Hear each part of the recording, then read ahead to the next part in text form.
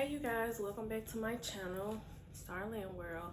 I thought I would try something different and I'm going to make a 4-episode series on becoming a correctional officer. So if you're interested into getting into that field, stay tuned. Okay, for episode 1, I have my notes. It's Inside the Walls, a day in a life. So I'm going to walk you through a typical day of coming in for your shift. So coming in, some facilities are different, but you would check in to your sergeant, who's ever in charge, and get your assignment. Some people have a scheduled assignment for so much time, and some people have a different assignment every day, such as I do. So you will get your chits and you will hand them over so you can receive your equipment, such as your radio, spray, handcuffs, anything else that the organization supplies, and then you will go to your assignment. Once you go to your assignment, you will hand over your chits that you received to the officer, and they will pass down information and also give you equipment if you didn't get it at key control. And one of the things I like to do when I first come in is print out a count for the actual unit that I'm working.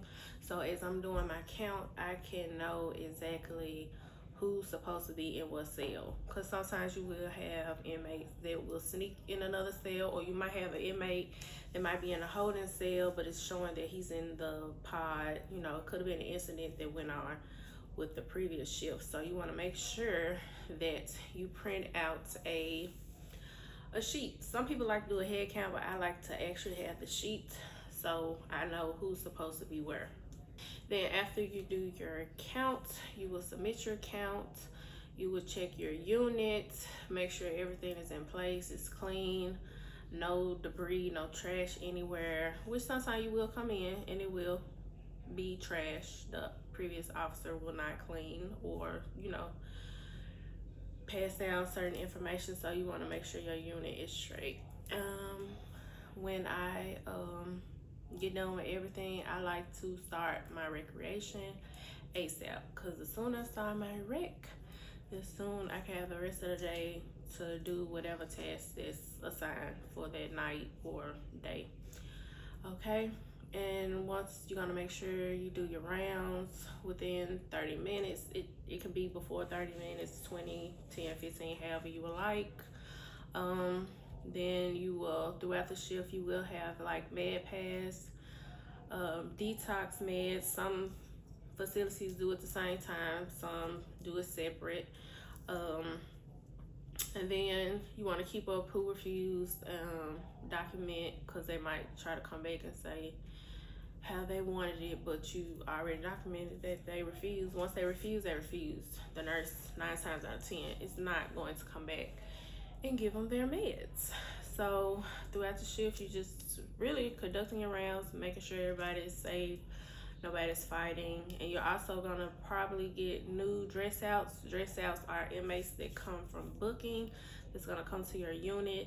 So you wanna make sure you check that throughout the night or day to know, kind of have a heads up if you know you're gonna have new inmates coming or not.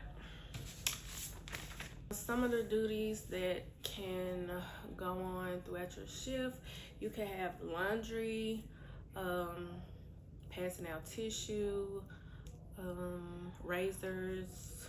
What else do we have? That's about it for now.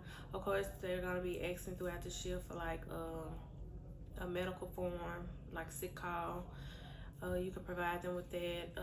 Case manager, counselor, they can fill that out.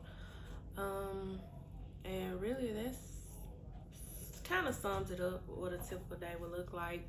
You might have incidents occur. Somebody could be sick. You might have inmates having seizures. I'm sorry, my cat. Yeah, you could have medical emergencies. Of course, they will provide certain codes when you go through the academy, what to call when there is an emergency.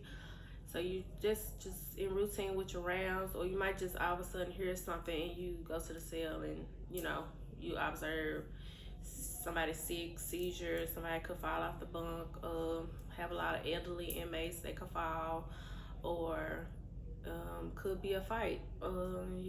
Just call the appropriate code so you can get staff in to help. And yeah, that sums it up for like a typical day. But it's much more. If y'all have any questions, make sure to put them down below.